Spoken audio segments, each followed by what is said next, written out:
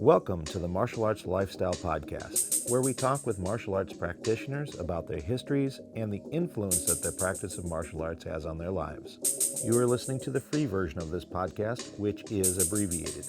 Help support this program by considering to subscribe to us on Patreon, where you will get 4 full-length podcasts each month, 1 week before the YouTube release date. The cost is that of about 1 coffee shop coffee per month. Go to www.patreon.com/malmag to subscribe. That is www.patreon.com/malmag.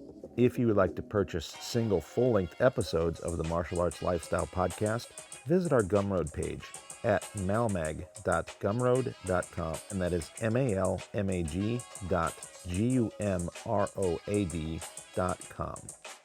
This week I get on Zoom and I talk with Adam Rector, very multi-talented martial artist, and we talk a lot about some very interesting history, the University of Indiana martial arts program, and much more. Sit back and enjoy. Hello, everybody. Welcome to the Martial Arts Lifestyle Podcast. And today I've got another old friend, someone that I met a while back, actually involved through the UCLA programs, and then came into the Inosanto Academy while he was here doing that. And a very dynamic individual who not only does martial arts, but parkour and all kinds of other things I'm sure I'm going to find out today. I'm not even sure where he's originally from, and he's East Coast right now. Adam Rector. Adam, welcome to the show. Hi, Tim. Thanks for having me. Excited to be here. Awesome. Yeah, me too, because I know there's a lot of interesting insights and things that you're going to talk about with us. So where are you originally from? Well, so originally I'm from Indiana. And I'm back there right now. I've kind of bounced around to a whole bunch of different places, and I will continue to bounce around in the future. But yeah, born and raised in Indiana, like an hour outside of Chicago. Okay. Chicago, almost Chicago suburbs. I kind of understand. I was the other direction. So I grew up about 2 hours from Chicago, but going west across Illinois. Yeah. So I'm southeast and then just over, into Indiana. I'm from South Bend, Indiana, Notre Dame. Yeah. It's kind of fun to be an almost Chicago suburb, because you say Chicago as a reference point to people, and they're like, "Oh, this and this." You're like, "Not in Chicago. I'm not a Chicago grew up person." Yeah, not close, not that close. Just yeah, exactly. It's pretty cool. And so, okay, that rings a bell. So yes, because you came to us with Paul, you met at the university there with the martial art there. Okay. Yeah. So Indiana University was where I went to undergrad and then later grad school, and they have a phenomenal martial arts program. And through that, I connected with a lot of people who ended up going other places or coming from other places. A great source of not only like relationships, but obviously the training there was really good as well. That's awesome. Well, we'll get into that in a second, but I mean, Sure. you said something that was kind of interesting about bopping around. Essentially, it's not the word you use, but not necessarily moving around, but a lot of travel. Let's just put it that way. Doing a lot of travel, which I admire. I like that kind of thing. I like to do that myself. So is this something you're doing professionally, or something that is just a lifestyle thing that you're doing? Well, I considered myself, quote, sort of in air quotes, right, a professional martial artist for about 10 years. That was really my focus. And I was teaching classes at the university during the normal school year. And a lot of times over the summer, I would travel different places to explore other opportunities professionally for teaching or performance or training opportunities. And I've slowed down a little bit in the past couple of years. I've gotten a more normal desk job, but I'm still training and using that normal desk job to fund travels and opportunities as well, as I continue to explore all the martial arts I can. Oh, cool. Well, that's something I see with a lot of different people. And I think there are people out there, particularly in this audience, that would relate to that or even desire that. Clearly being where I'm at with a lot of people coming into the Inosanto Academy to train, there's a lot of people like that. Yeah, my job is this thing that supports my habit. Right, and exactly. That sounds terrible in some cases, and in this case, it sounds wonderful. Yeah, that's the idea. I'm pretty happy. I mean, like, who knows what will happen down the line, but at the moment it's a pretty good balance for me. I just came back from a week in Australia, doing some, we can get into that, but some training and a pretty cool event out there as well. So I'm still able to do some exciting, fun martial arts things, even though I've got the full-time job. That's cool. Well, kind of having grown up in the Midwest myself, I think I repeat this a lot when I talk to Midwestern people. My exposure to martial arts was in the 70s as a kid, but practicing started in the very early 1980s. And the Midwest had a very strong base for martial arts at that time. Now, granted, it was, the run-of-the-mill stuff that you would think classically. There were plenty of karate, plenty of taekwondo. A few things kind of snuck in there. I knew a few really good kung fu people, and the tournament scene was huge. And so you had all these people coming together and competing in these different tournaments. And depending on who was hosting it, obviously the rules were a little bit different, but there was a great exposure and this knowledge that there was just this amazing martial arts base out of the Midwest of the United States. And so I think it was a great place to be. I don't know what it's like now because I've lived away from the Midwest for decades at this point, probably lived away longer than I ever lived there as a kid. But, that always kind of resonates in me really strong. And I always feel great affection for Midwestern martial art people. So tell us how you kind of got involved. Because, I mean, you're I don't want to discuss ages, but you're a bit younger than I am. So it'll be kind of interesting to see. Yeah. Well, so, I mean, speaking of Midwestern martial arts, my father was involved in the martial arts training in the 70s and 80s. And so sort of in a way, I'd had like martial arts influences in my life since I was born. He continued to train, and I didn't actually I was in and out of some different kids programs at different schools, but I really started training at a very traditional Taekwondo school in 2002. And so that was sort of my first actual dedicated beginning, regular classes 3 times a week and like really committing to the training. And so I stayed involved in that for a year or two. Unfortunately, the school burned down. It was next door to like a machine shop. I'm not sure the details, right? But showed up for class Saturday morning and just like flat ground. Nothing. Not even a time to roast the marshmallows there, huh? Right. Yeah, exactly. And then I got involved in a traditional like a Kempo Jitsu school after that. And that was sort of my early exposure to martial arts were those 2 styles. And once I ended up getting to Indiana University, then it sort of took off. I suddenly had access to all of these different styles and all of these different teachers, and I wanted to train in all sorts of things. But yeah, I think that traditional Taekwondo gave me most of my base in terms of like an understanding of how to relate to the martial arts, both good and bad. I mean, there were some really positive things about having those like sort of strict hard style origins, but there were some things that I had to overcome with time. Right. Well, yeah, I think sometimes, that strict thing also then makes a very strict mind as to what you think is correct and incorrect. Yeah, exactly. Yeah. But yeah, so that was, I was around it as a kid, and then, in my teens sort of really got involved, decided I wanted to get involved and not just watch Kung Fu movies and look at the swords on the wall and stuff.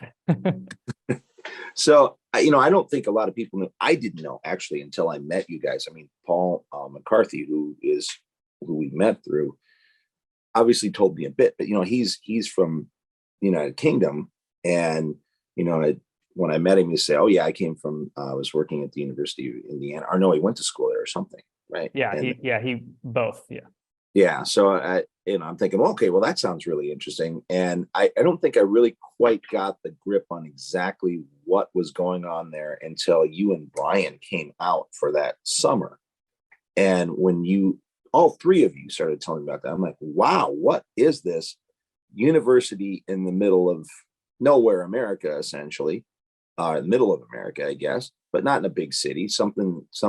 You would expect that to be in something that's big and metropolitan, right? And it's got this program unlike anywhere else when it comes to martial arts. Yeah. And I mean, I think one of the really unique things about the Indiana University Martial Arts program is it's got a combination of recreational clubs, which you find at a lot of universities, but then the depth of the courses, like you have actual classes you can take for credit in over a dozen different martial arts, and they have multiple levels. So 100 level, 200 level, 300 level, 400 level collegiate courses that give you this progressive instruction in a martial art that you can layer on top of recreational practice and academic study in biomechanics and sports science. And I really lucked out because when I was coming through the program as well, Dr. Lauren Miller Griffith was coming through the anthropology program, and she's well researched and written on social and cultural anthropology as it relates to martial arts. So really like coming at the study of martial arts from so many different angles in an academic setting that still provided the physical instruction was just like a totally unique experience. Absolutely formative to to my approach and understanding of martial arts as a whole. And again, kind of lucked out with the theater and drama program when I came into the university had also just hired a new stage combat instructor. And so sort of like gathering all of these people from disparate disciplines who all trained martial arts, but approached it either theatrically or culturally or biomechanically. It was just a phenomenal environment. And like you said, myself and Paul and Brian and so many people that ended up going different places and all great martial artists in their own right, had this sort of same fundamental environment to grow in, which was really cool. Wow. Is that what made you pick that university to go to when you got to the age of being in university, or was it more of a stay close to home thing? I got a scholarship, so it's like where I could afford to go. Okay. A very just where I could afford. I can relate. That's a very practical reason. That's awesome. And then it lucked out that it was a match made in heaven, I guess, right? Yeah. So I actually came in as a physics major, and I ended up getting my degree in physics. But basically by my sophomore or junior year, I had completely decided that martial arts was what I wanted to do. I took my physics classes, I did well in them, but like I was all in on studying martial arts. Oh man. Well, that's one of those things. And I think parents, if there's younger audience out there listening, and parents are going to get very upset with me about this, but I think college is not necessarily where you pick something before and then go, this is what I'm going to do for the rest of my life. It's finding out about yourself, and you found something out, there. I saw that happen to a lot of kids when I went to school, because I was one of those that, I went out into life at age 17 after graduating high school, and then did part-time school and all that. And I was in the top 10 of my high school class and all that stuff. I was just kind of doing all this stuff on my own. I wanted to. And so I, got out there, got the life experience, and then finally looked at the time, because when you're young, that concept doesn't really resonate with you. But, I hit mid-20s going, you know what? If I add this up, I'm going to be 50 before I get a degree. So maybe I better go back full time.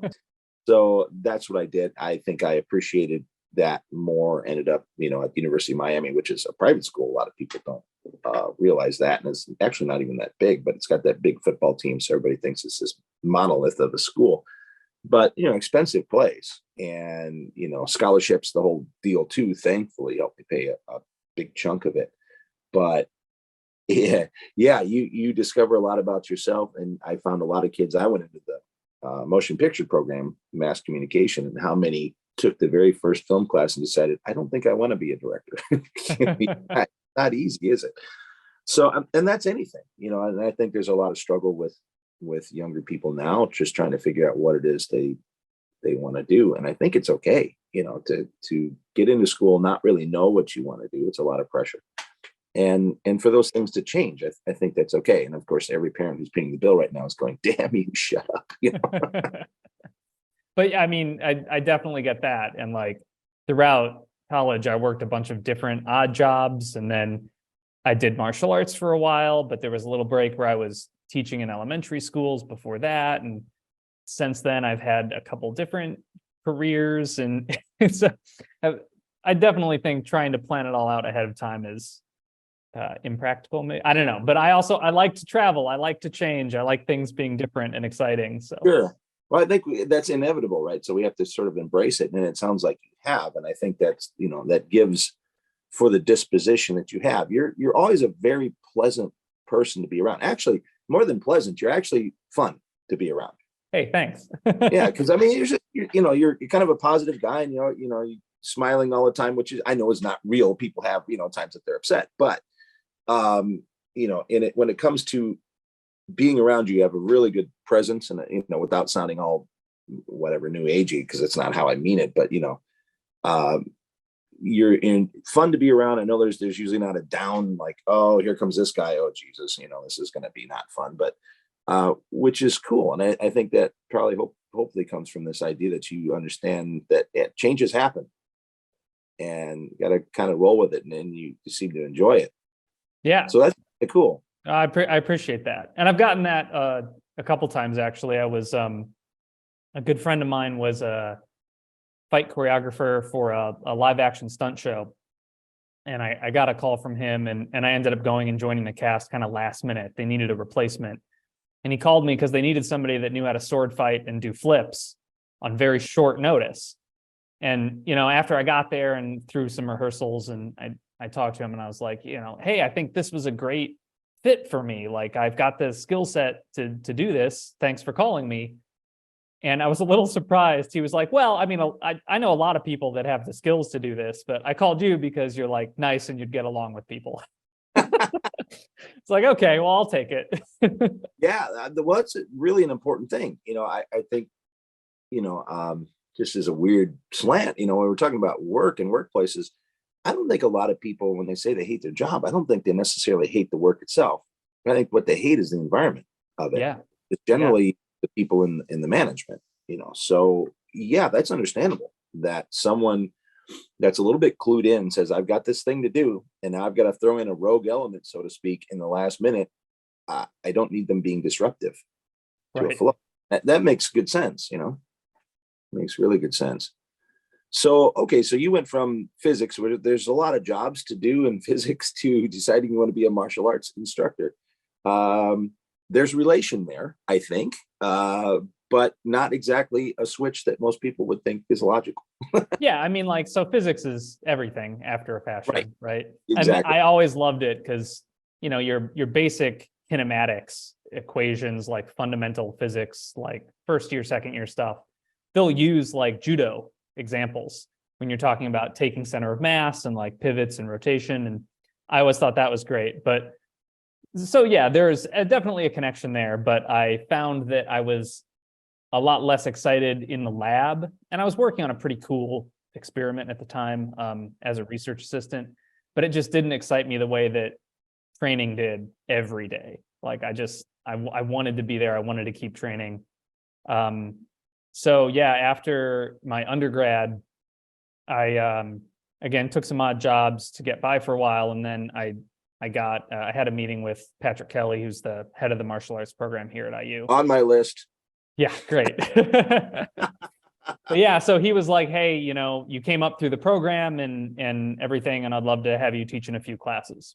So I ended up coming back to teach in the program as well, which was great, not just because I got to have a job, doing what I like, but as a faculty member, even an adjunct faculty, which I was in the program, I could audit any of the other classes that I wanted. So I'm one teacher in this massive program, and I was teaching Taekwondo and Hapkido and eventually self-defense and some other classes as well. But, while I was doing that, I had the opportunity, I could brush up on my Brazilian Jiu-Jitsu, brush up on my judo, like get into historical European martial arts, like take all these different things from other teachers while I was teaching the arts that I sort of knew best at the time. So not only was that a great employment opportunity for me at the time, but allowed me to continue to grow. And I always want to keep growing. I'm always looking for opportunities to continue to grow as a martial artist. So that was really cool.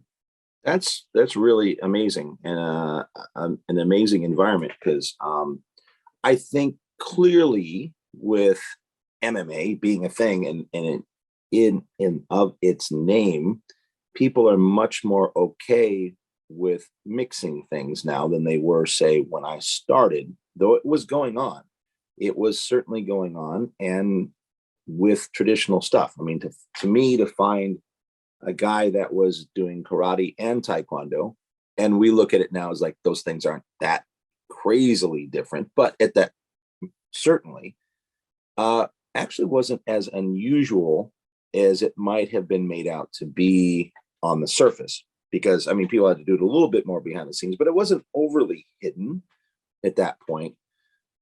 So was there, it sounds like not necessarily at that university thing, but was there any resistance to you going in and doing these things that were very different in a traditional sense? I mean, I definitely think that when I would go back home, right, to visit my parents or my brother, and I would train at my old schools. And I think that they were more interested in that. They all thought it was cool that I had these broad experiences, but they were more interested in getting sort of verification that their stuff was good. Oh, I get than like, well, what did you learn that's totally different, you know? And this concludes the abbreviated version of the Martial Arts Lifestyle Podcast. Please click the like and subscribe buttons, as well as the notification bell. Also consider subscribing to the full-length podcast at www.patreon.com/malmag, or purchasing individual full-length episodes at malmag.gumroad.com. Thank you for listening to this episode with Adam Rector. Coming up next week, I've got a fascinating gentleman who's got a great history with many great martial artists. That is Lee Groh from Ohio. Check out the Malmag store at www.martialartslifestylemagazine.com and click on the store tab. There, you will find a full selection of Timmy B's brand sticks for FMA and Krabi Krabong, as well as Timmy B's and Dos Manos t-shirts. Many more products coming soon. Also click on our courses tab to purchase online courses, right now featuring a course in the Dos Manos stick of FMA. More courses to come. This show is produced by Martial Arts Lifestyle Magazine. Visit us at www.martialartslifestylemagazine.com and enjoy the free version of our online magazine with articles, a recommended schools page, and a worldwide events calendar. Music by Jack Al Relic. Martial Arts Lifestyle Magazine and the Martial Arts Lifestyle Podcast are trademarked and copyrighted by TNT LLC.